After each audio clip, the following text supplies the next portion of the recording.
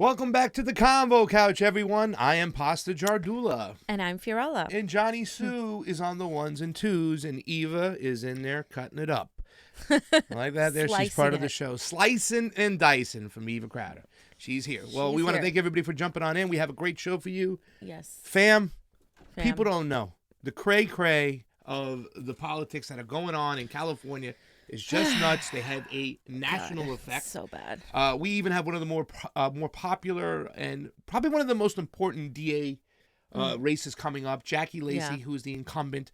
Black Lives Matter, always protesting against her. She won't prosecute any cops. She has been shunned and turned back. The back has been turned by the Democratic Party of California as they have now endorsed Garcon. And there's a lot more ins and outs. We were at the meeting yesterday. We're going to talk about it on the show. We have to talk about your girl, Elizabeth Warren, of course. There's a little Tulsified. There's Matt Orff. Matt Orff Lee is in the show today. But first, we start with fam's favorite, Bernard. Yeah. I mean, I can't lie. Nobody beats Bernard. Why haven't you wrote the Bernard song? Like, remember, I got a crush on Obama. Where's the I got a crush on Bernard? I didn't know that. There was. And that person didn't know anything policy-wise about Barack Obama because Barack Obama never talked policy. No, he talked about, hope and change and things like that. Blah, blah, blah. So the New York Times released an op-ed that was really, really, really well done. And it basically talked about, basically if you think that Bernie Sanders can't win, you've not been paying attention, you don't understand his campaign. And I'm just going to go over some highlights of the article because it's very important that we see why Bernie Sanders is a winnable campaign. So Mr. Sanders has not diluted his message since then, but has instead recommitted to his promise of big government socialist reforms, all the while putting other candidates on to his side. Although Mr. Sanders grows in popularity, neither the Democratic Party establishment nor the mainstream media really understand his campaign. That's because it disregards conventional wisdom in politics today, tax cuts for the elites and corporations and public-private partnerships to financial healthcare, education, housing, and other public services. This is important to note because when you're running a grassroots campaign, the mistake that you can often make, or when you're trying to run a progressive campaign, is to really not run it like the establishment. You can't do that. And I think Bernie Sanders, his core message is focused on the people, and so it's a different kind of campaign. I'm not saying it's perfect because it's most certainly not, but it's the first time we are really like doing a heavily, people's campaign. So, well, let me just say this. Number one, he could have won last time. Right. He could win this time. I think there's no doubt that he can win, that he's one of the most popular candidates around there because he stands for the working class people of the world, especially in the country. However, I think a lot of people are disgruntled by the fact that they don't think it's going to be fair again. So yes, he can win, but they can't win. He can't win if they cheat him again. Exactly. And that's the disparity. And just one last thing too, fam, the fact that the New York Times is trying to slip things in like big government. Once again, they're getting their little jabs in there. It's not big government. Our government has so many bureaucrats right now, and a ton of money goes to the military-industrial complex. He just wants to reallocate the tax money to the people. It's not about making the government bigger. It's about getting the money and the resources to the people who need it most. Exactly. And then they go on to talk about how Sanders has won 52% of the Black millennial vote in 2016 and was supported by Black Lives Matter activists like Erica Gardner, who passed away in 2017. But Sanders is taking the criticisms of lacking diversity in his campaign seriously. And also, Sanders has reached a typically invisible, downwardly mobile working class with his language of class warfare. This is important, and I always highlight this in Bernie's platform. This is something that no other candidate has done, talked about that this is a class warfare between us and the elite. And then it says he has tapped into the anger and the bitterness coursing through the lives of regular people who have found it increasingly impossible to make ends meet in this grossly unequal society without cynicism or the typical racist explanations that blame African Americans and Latino immigrants for their own financial hardship. Sanders blames capitalism. His demands for a redistribution of wealth from the top to the rest of society and universal government-backed programs have resonated with the forgotten residents of the country. And that is very, very important to point out, because when he especially in 2016 when he talked about how it's, everybody's suffering. He focused on everybody, including many of the disillusioned poor white people in the Midwest and in the South. And that's something, of course, that you see now with Tulsi Gabbard, who's talking to all Americans, as she continues to point out. Can I say something on that too as well? And we've talked about this often, fam. He's kind of running to win this primary. You know what I'm saying? He's always, and he goes on Fox. He talks to the laborers. He talks to the poor people, the people who've been hit most. You'll always see a video of him out there and a veteran giving him a flight jacket for fighting out for him. In Virginia, going out and standing up for him against the coal workers' rights and their health care. Sometimes we say, okay, well, is he, paying attention to one party too much? No, I think he's opening the door and saying, I'm listening to everybody while still maintaining that I'm talking to everybody across this country. Even though he might recognize things that they said before in the past, he failed to recognize. Not only is he recognizing them, he's still staying on tack with the people talking to everybody, going on Fox and things like that. And I think that's really great about Bernie Sanders right now, this time around. And it's also worth noting that the majority of his donations come from farmers, teachers, servers, people in the restaurant industry in general, social workers, retail workers, construction, truckers, nurses, and drivers. And he claims his his most common employers are Starbucks, Amazon, and Walmart, three of the most profitable companies, but that exploit their workers, especially their lower income workers. And the most common profession for him, the people from donating to him, are teachers. And he's also the leading recipient of donations from Latinos, as well as the most popular Democrat among registered Latinos who plan to vote in Nevada and California. And I can advocate to that. I can definitely allude to that because when I've gone canvassing, a lot of the Latinos, surprisingly, to me, have been excessively Bernie. I recently spoke to a woman in Spanish, Mia Melissa Michelson. And she was like, I'm going to get my whole family to vote for him in Spanish. And one last thing I do want to point out is that he's the favorite candidate among Black women aged 18 to 34. Yep. Only 49% of his supporters are white compared to the 71% of Warren supporters. And the most surprising, more women under 45 support him than men under 45. So you don't know this. Even I have to repeat these facts because the majority of people are still under the impression that Bernie's base is all white men. And that's obviously not the case because that's all you hear from CNN, MSNBC, or that's all that people make up in these articles that Bernie has the white base. And that's all New York Times and those people like to point out. Two people, really, to tell you the truth, that get no support outside the white base. Elizabeth Warren, she got 71%, and that's watered down. She's probably got 80% of white people, especially the old Hillary Clinton. And Pete Buttigieg. Yeah. They can't get people out. They can't get non-white people to go vote for them. Yeah. They have zero shot in this election. And we need to get off their horse. I'm glad that Sanders is pulling through it. Fam, I love this tweet. Go for this here. This is so great. So this tweet that Bernie made, it says, over 50 years, the bottom half's annual income only grew by $8,000. Today, 50% of America makes $27,000 a year. There you go. But the top 1%'s income tripled to over $1 million a year. The top 0.1% grew 400% to $5 million, and the top 0.01% grew 500% to $24 million. Capitalism, huh? We need a political revolution, and that's what this is about here. This is why I am. I support Bernie Sanders because he focuses on the economic side and how we are all suffering under this economy. Yep. Yeah. So a gay couple, they need money. They need money for resources. A black couple, they need money, resources. You know what I'm saying? It's not about race and religion all the time. Yes, there's a lot of inaccuracies and inequities, of course, with those groups. But the main thing is it's financial. If you give people resources, they'll love each other more. They'll get together more, and they will grow together. We're going to point that out, too, with Jackie Lacey later on, of course. My best friend, Elizabeth Warren, has another plan. Yes. She loves her plans. And now she has a Blue New Deal that she's been talking about, fam. And for her Blue New Deal, Elizabeth Warren has said that we need a Green New Deal to fight climate crisis, but we need a Blue New Deal to protect and restore our oceans as they are past our climate solution. So they are a part of our climate solution. And so we can rebuild our blue economy. So this is her plan. She has a long plan. And she went on to explain in all these tweets her plan. But of course, as someone pointed out here, and as I'm going to point out now, Elizabeth Warren was actually working into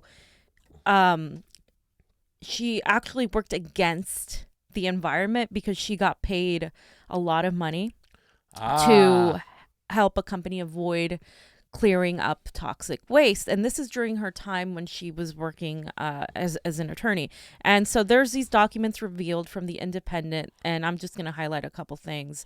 Environmental claims, product liability claims, and mass tort claims, for which we have currently only seen the tip of the iceberg, are multiplying against American businesses. This is what Warren said in retaliation to this case. And she wanted a different company to bear the brunt of the hit for the cleanup. And she wrote a memo that had not previously been reported. And this kind of shows a little bit of her past as a corporate consultant. And she was arguing, of course, in favor of this company. And she was compensated.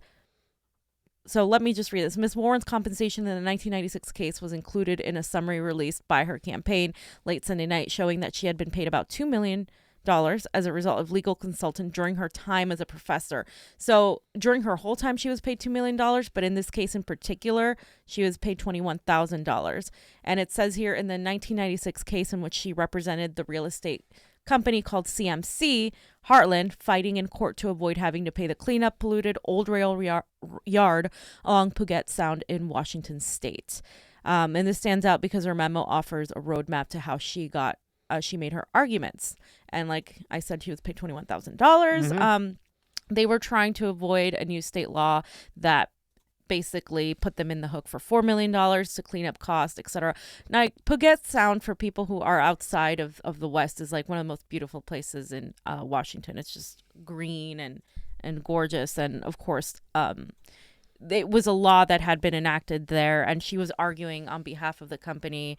And she was paid by that company $21,000, right? Yes. Well, isn't there an argument for that, fam, to say that, okay, she was working for a company then. She had to do that then. It's different this time around. They say that about Kamala. Her job was to put people behind bars. Her job was to lock people up. Right.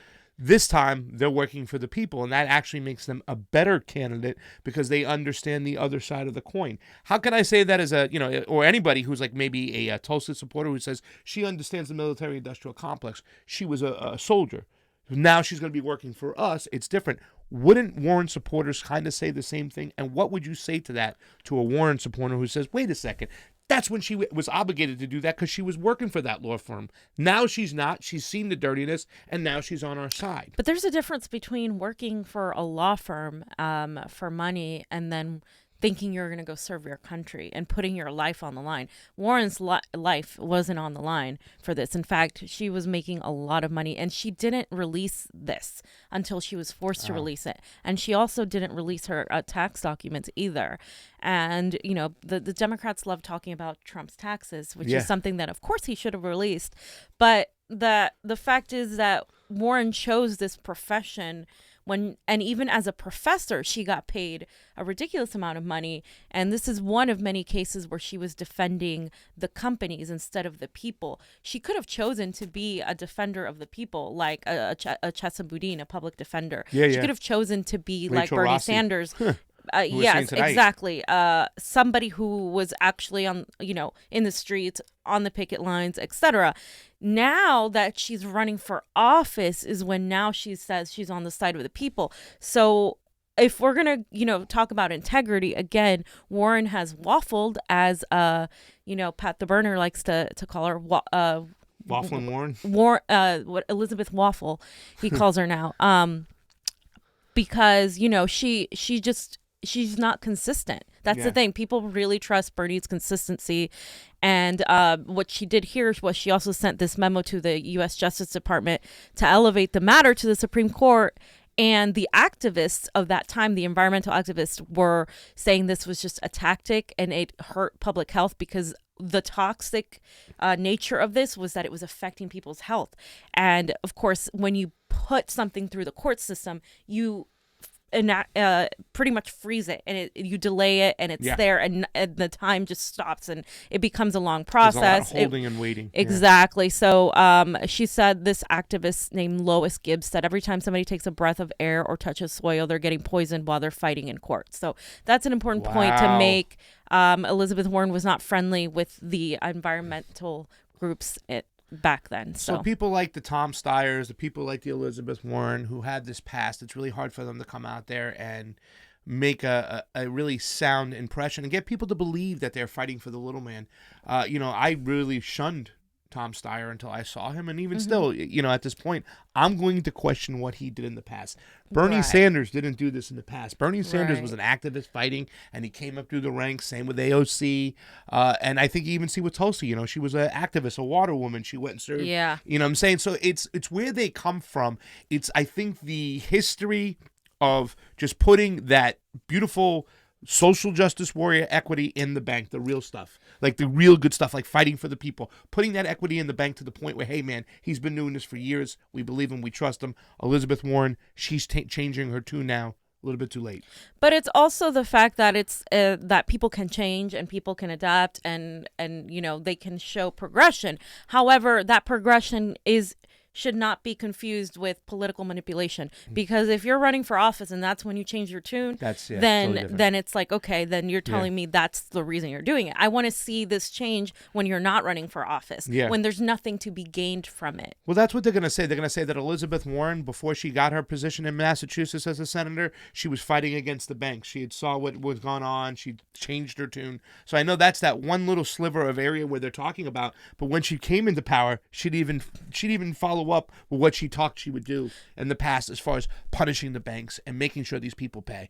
The restrictions that she brought about from them were minimal, and they didn't make any change whatsoever. Right. From Occupy activists of the time in 2012 when this was going on, they said that it was largely just very surface level things she did. Nothing really helped the people with the Consumer Financial Protection Bureau, and that's her go-to. Yeah. But like that hardcore activists who were literally like sitting in empty houses, like fighting the streets, they aren't really fond of her. No. And so I'm honestly, I also question that to the extent that it actually did help people. It really didn't help them very much. So you want to start on this one, fam, because this is your girl. Well, let me just check really quick. I know a lot of people are over watching the Jimmy Dore show because there's only 49 people on the MCSE network. There's only 50 people. We're about 400 people short. Anthony Allen, thank you for the super chat contribution, as it is always appreciated on the couch. Well, they're here for that. Can't get enough of this show. You've exposed Pete. LOL. Tulsi 2020. You better believe it. Dave LH, thank you for the super chat contribution. It is always appreciated on the couch. Where can I get Pasta's shirt? Well, it is on, Johnny put it up there, Super Progressives Instagram. That's our girl. She's got a bunch of different sweatshirts, all this other product. We're looking for the next edition. Hopefully we'll see some new progressives on the next edition. But even until then, it's got some Shameless great people plug. over here. This is actually the old one because this still has Cenk Uygur on it. Cenk Uygur was now replaced. If you buy a new one, I believe this is the Cenk Uygur. He is now replaced with Tim Black. Oh, okay. So they've stepped it up somewhat. Let me get rid of all this stuff. Thank you to all those people who were on our super chats and sending us. Oh, damn, I just got rid of the wrong thing. And sending us that extra dough. Guys, we could really use it. It is heating up right now. We need to get out there. We need to cover this stuff. What we experienced yesterday at the UTLA Democratic Club, we don't like going to these things at all. No. But we go because there's a lot of shit going down. And last night, some stuff went down. I had to shower 5 times to rub the establishment smell off of me. That's it funny. Was just... I came home and I put sage all over me just in case there was any gross. friggin' demons over there. So Matt Orfalia, who, as we know, Orf. And this is the guy who, when I saw his videos not too long ago, but a couple years ago, when I was getting into the Bernie thing, he had that, in case you didn't know, and no one's told you, they hold the Democrats in contempt. They hold the Republicans in contempt. That's a good that particular one, and he starts off there, and the music goes from The Matrix. It's one of his best freaking videos, and I just got addicted to Matt Orf, and he made these great videos. Well, earlier this year, he made another emotional, tear-jerking Bernie Sanders video, and he got hired by the campaign, and stuff had happened. They had researched his past, And they found an old video he made when he was 18, 19 years old about Martin Luther King, and he was kind of dubbing in some words. It was kind of to be funny, but to also show back then that you can take these speeches, you can twist them. Right. You know, it was a whole big thing. He got fired from the campaign right when he got hired. But he has resurfaced. He's taken the lumps. He went on a lot of shows to explain himself. It really sucked because he had to explain to himself. A lot of people were saying, you got fired by the Bernie Sanders campaign. He had to come out there and explain what he did. And I know Bernie was just being cautious and whatnot, but he made a Tulsi Gabbard video, and we got to play it for you because it's pretty fucking awesome. Here's Matt Orfalea, a.k.a. Orf. Fellow service members, veterans, know that your selflessness, your dedication, and your commitment will never be forgotten.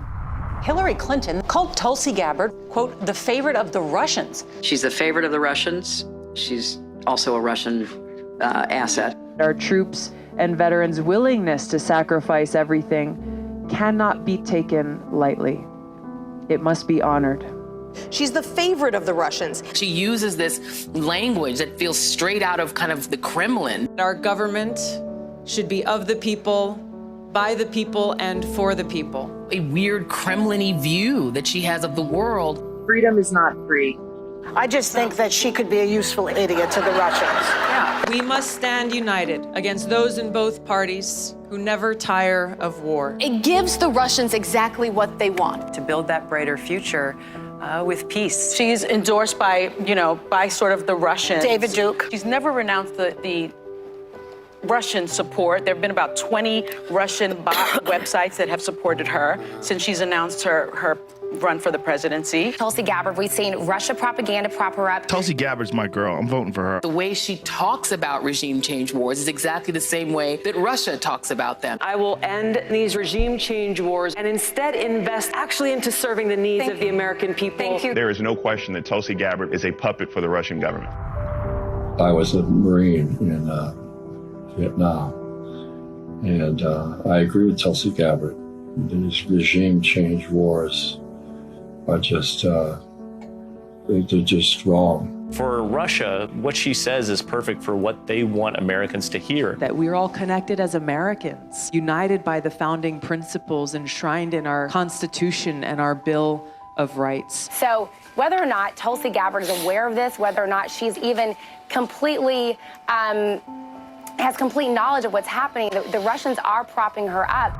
My name's Chris from Mississippi. I believe Tulsi will do all she can to heal our divides here at home. She wants to work on us first and help this country and help everyone unite together. Supporting Tulsi Gabbard primarily for her selfless dedication to the country. What Hillary Clinton is trying to say is the Russians are at their dirty work. I'm a veteran, and I see Tulsi as honorable, trustworthy. I'm a Marine veteran. I served in Iraq. I agree with Tulsi. As a veteran myself, she will not treat my brothers and sisters as equipment, numbers on a board.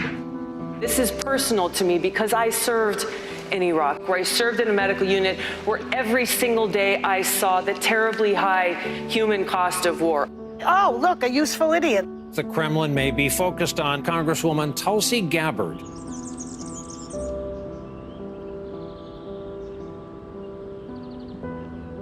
I'm a U.S. Army veteran, and I want Tulsi for president to end these atrocious wars.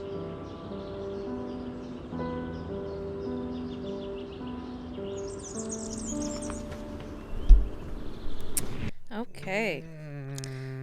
So, Pasta, tell me, how does that make you? Tears. I mean, guys, a friend of ours bought RussianAssetNetwork.com. Really? Yes, a good friend of ours bought RussianAssetNetwork.com.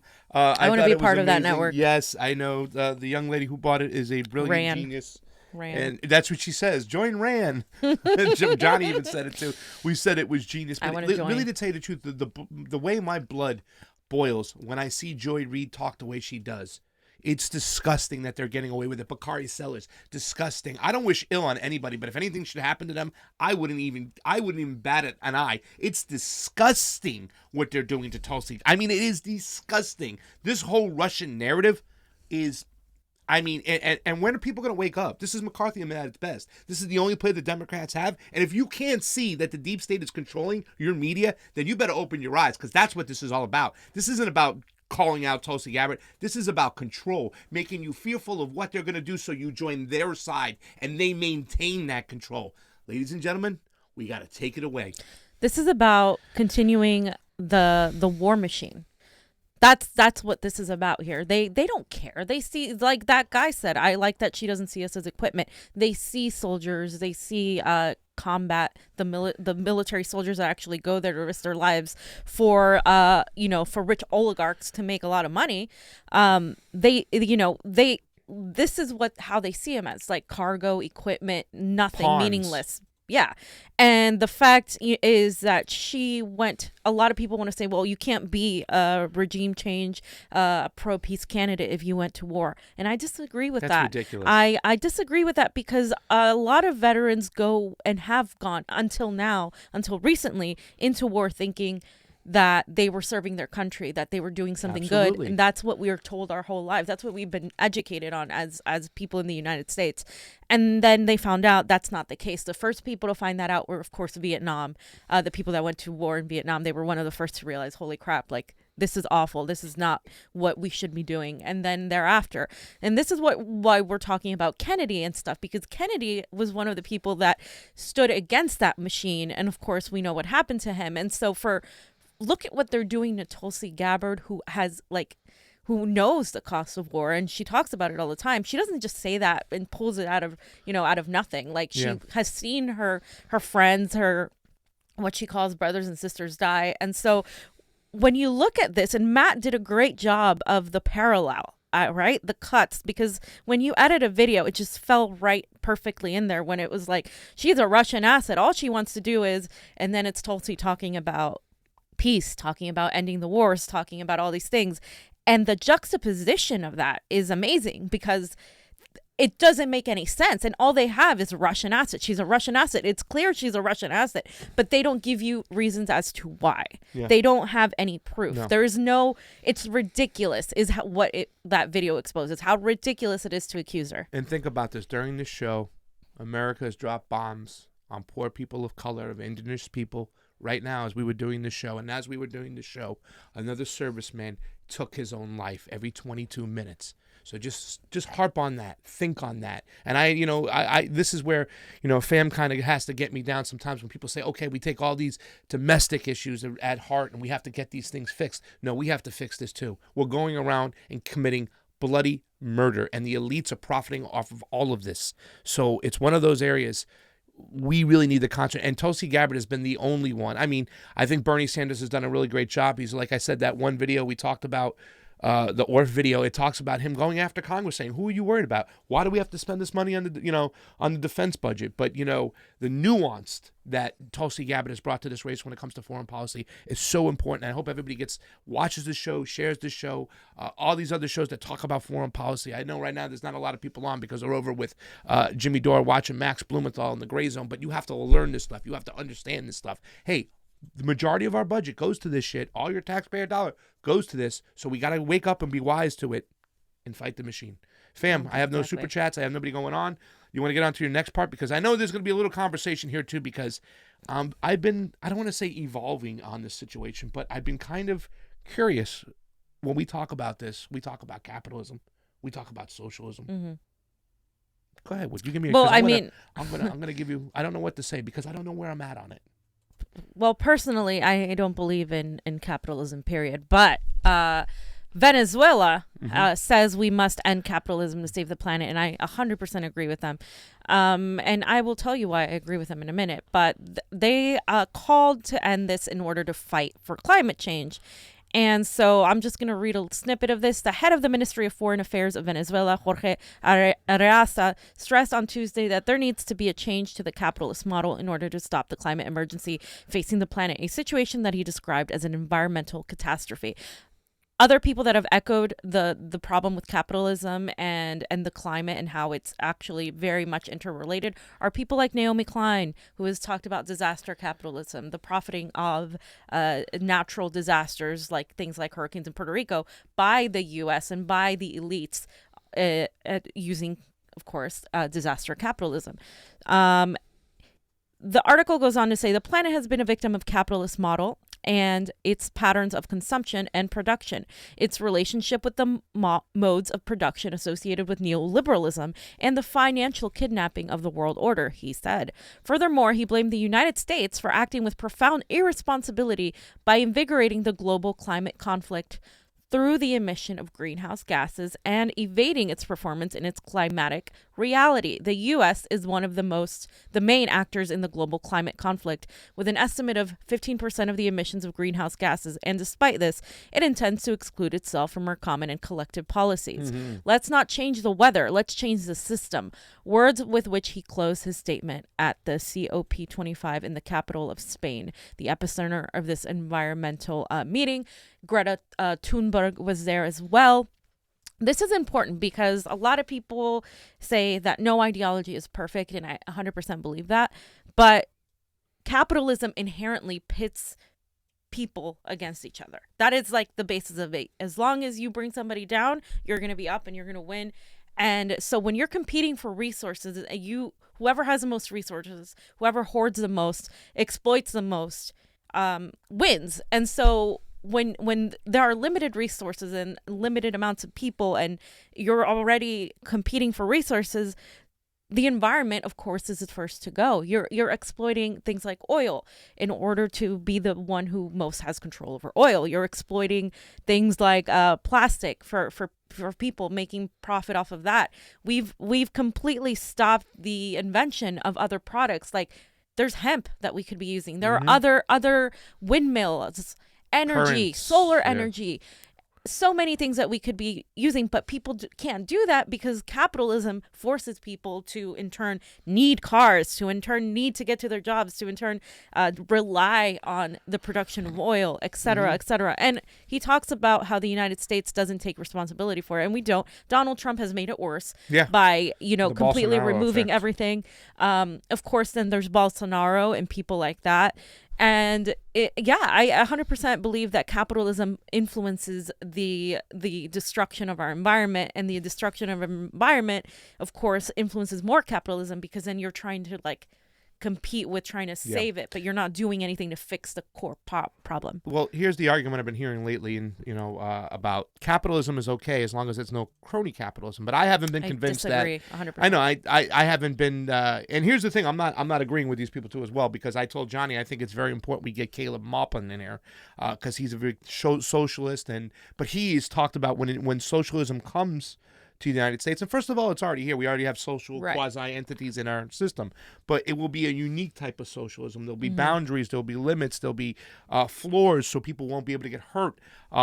So when a lot of these people talk about capitalism older people who've lived in a somewhat of a socialistic or communistic society where they've seen it fail, they sometimes praise capitalism because they think it's about choices. They think it's about competition. Right. But once again, what point does capitalism not fall to crony capitalism? Yeah, it might have worked at one time and brought a lot of people out of poverty, and with the FDR regulations and those floors and those ceilings, it might have thrived. But at what point does it not get away? At what point does it not become crony capitalism? And at what point do we stop seeing people end up in the streets for capital gain so other people can have money? It's always going to end up there is the point. And also to your point about people coming from other countries thinking that capitalism is the answer.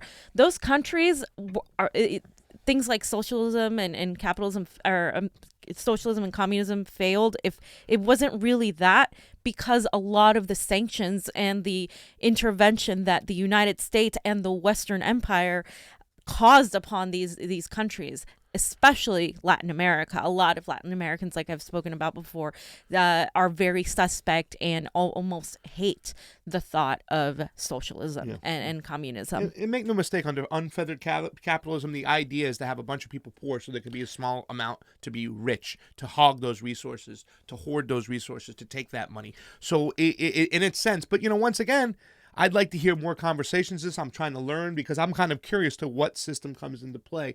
And I'm going to reach out to some people and see if we can get Caleb Maupin to come talk to us about that, because he has a very unique aspect of where he's coming from, and he's a big socialist in a lot of ways. And I think a lot, when you talk about socialism, it's about sharing a lot of the resources, making sure we're lifting each other up. I think it sounds great. Well, I think a lot of people don't understand what actual socialism entails and what it would look like. That doesn't mean markets don't exist under a socialist system. People are under the impression that you wouldn't have a small business. That's not the case. You would have small businesses. In fact, you'd have many more small businesses because corporations wouldn't be taking them over, and that's the difference. It's a mistake that people make to say socialism is bad because there's no businesses. So well, I think that we have to get to the next topic, but when it comes to choices, I don't want a choice about living in a box or living in a tent, and that's what capitalism leads us to. Absolutely. U.S. weapons manufacturers are hitting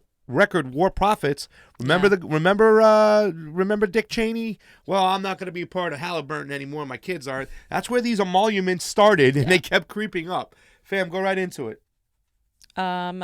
So I just wanted to talk about how we're making so much money off of weapons manufacturing. The U.S., of course, is leading in weapons manufacturers. They're dominating the world market, and I'll just read a little bit of it. The top 100 weapon companies sold $420 billion in arms and military services in 2018, and the top 5 companies are all from the United States. Lockheed Martin, Boeing, Northrop Grumman, Raytheon, the General Dynamics made $145 billion in sales, equivalent to 35% of the total. Overall, U.S. companies account for 50% in total sales. So one of those companies would have had a name on Johnny's check if we didn't steal them from there, by the way. Sorry. Probably. But the point I want to make is, again, there's always money for war. There's always money for continuing this to support the war machine. But the first thing people ask, whether they're centrist Democrats or right-wing Republicans, is how are you going to pay for it? How are you going to pay for education? How are you going to pay for all these things? I think we need to start demanding to ask, how are you all going to pay for how much money you're giving the military-industrial complex? So in the news, we have Neera Tanden, who's my best friend. Your best friend. Neera Tanden has continued her smear campaign against progressives, and now she's moved on to, of course, Jill Stein. So let's read her tweet, fam, if you want to read it. I'm for a progressive government in the UK and everywhere, but the person who helped stop that in the U.S. by telling us there is no difference between Hillary and Trump and got more votes in PA, MI, Wisconsin than Trump's margin is tweeting at me instead of lifting a finger to defeat Trump. Was that a good Neera Tanden? That was a good Neera Tanden. And Jill Stein says, Neera Tanden, Clinton's diehard enforce of vote blue no matter who, joins the bogus right-wing smear campaign to stop the UK from electing a progressive government. Just in case you're curious how Clintonites will react if Bernie got past the DNC. And so I like Jill because she brings it back to, this is how they're reacting with Jeremy Corbyn in the UK. And, Neera Tanden has the audacity to talk about how she's for progressives when she's, stands for the Center for American Progress and stands against everything Bernie stands for. And Jill Stein makes a great point talking about think about what they're going to do. This is how they are with a guy all the way in the UK. Think about how they're going to react to Bernie Sanders, how they're acting towards Bernie Sanders, how they're not going to let him just get there. A lot of people, Bernie has everything he needs to win, like we've said before, but the corruption in our government still has not been addressed. Yeah. So. I think we should do these two, and can we save this for tomorrow? Yes. All right, yes. so we're going to do the next two, and we're going to save the Jackie Lacey stuff for tomorrow. We'll bring it all back. Johnny's already done some great work on it.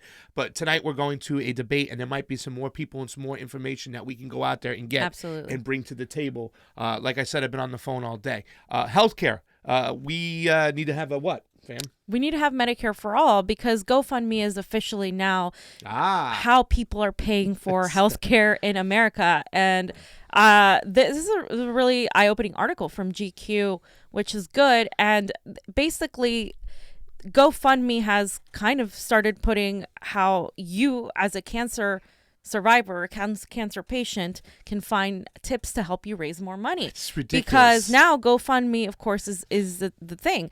And they start by saying, at a time when 60% of all bankruptcies each year are caused in part by medical bills, more and more people are looking for alternative ways to pay for their health care. Enter crowdfunding sites like GoFundMe. Between 2010 and 2017, the company raised $5 billion through its campaigns, and roughly 1/3 of all the site's fundraisers are for medical bills. An estimated 250,000 campaigns for medical bills go up annually, and a search for the word cancer turns up a grand total of 3,266,000 results. That's ridiculous. That's where we're at. Yeah, and then they just talk about how, they give you tips and how, really it's disgusting. It's disgusting that we have to rely on a GoFundMe when there is an economic outburst that happens, especially related to medical bills. We should have our healthcare system take care of all of our people. It's ridiculous. People outside of the United States don't get it.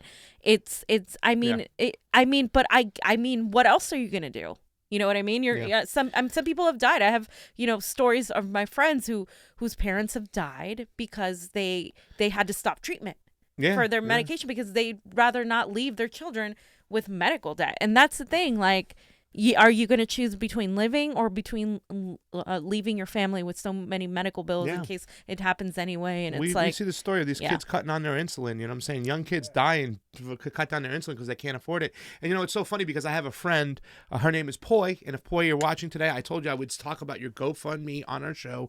We will bring it up one day. She's on my Instagram. But it's just a shame that she has to go out there and ask for money to live for her process, for her medical bills, because she can't afford it. And the insurance won't cover it. So even if we do have insurance, and it's so ridiculous, fam, that we fund all this money on war, on people we have no idea about what's going on, bombing them around the globe, but yet we can't put our money in collectively to pay for healthcare, and the alarmists, we can't do that. No, wrong. If we're doing it for war, we can do it for healthcare. And the whole story of Breaking Bad was because the reason he went into meth selling is because he couldn't afford the medical.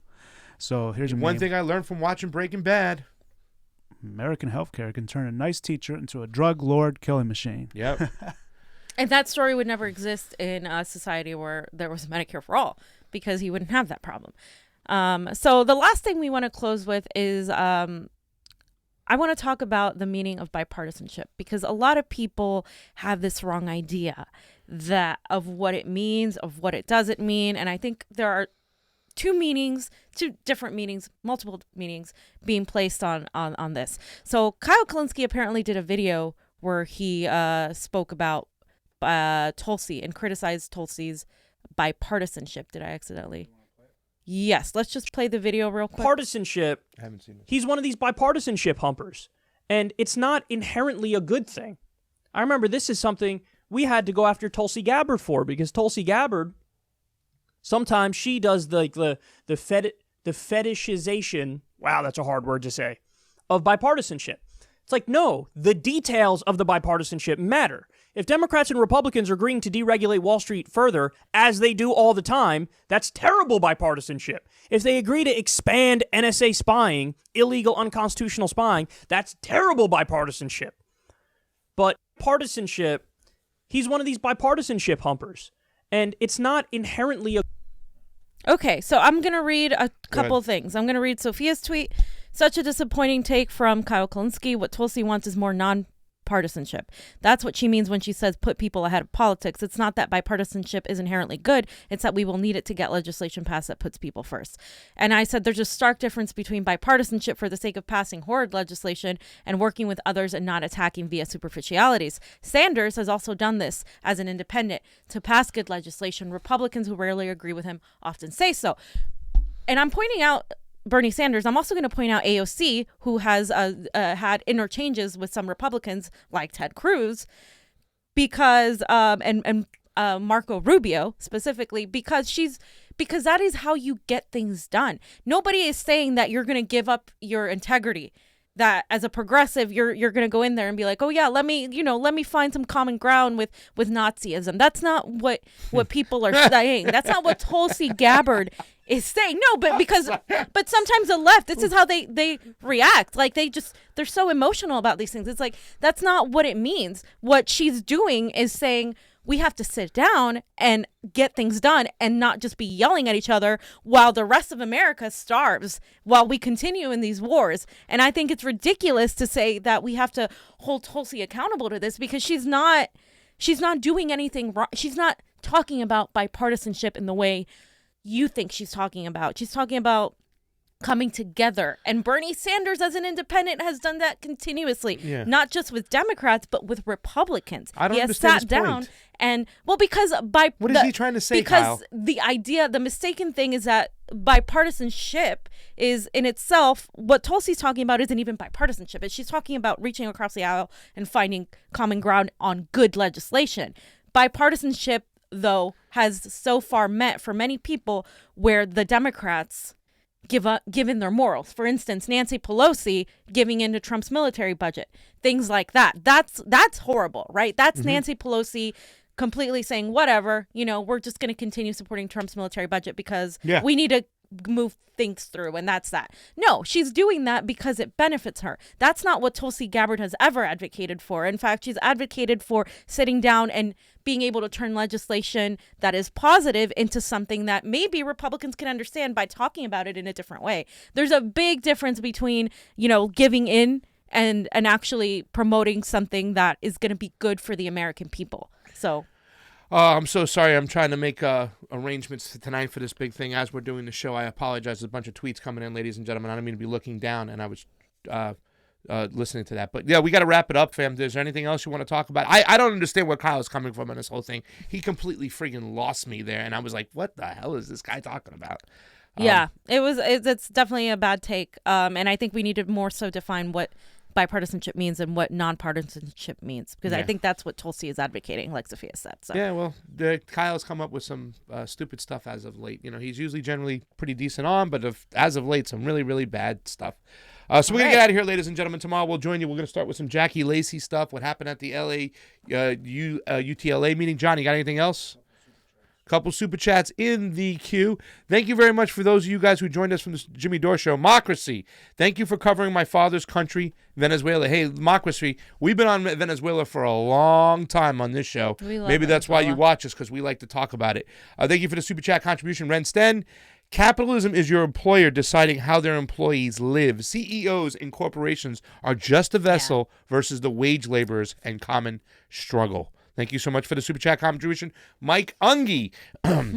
If we were to call out everyone who has lied about Russiagate, Tulsi, etc., our vocal cords would be demanding time, and they have for overtime. Exactly, because there's a lot of bullshit going out there. The whole Russia narrative is stupid, and it's just disgusting that they attacked on it. So. Absolutely, fam.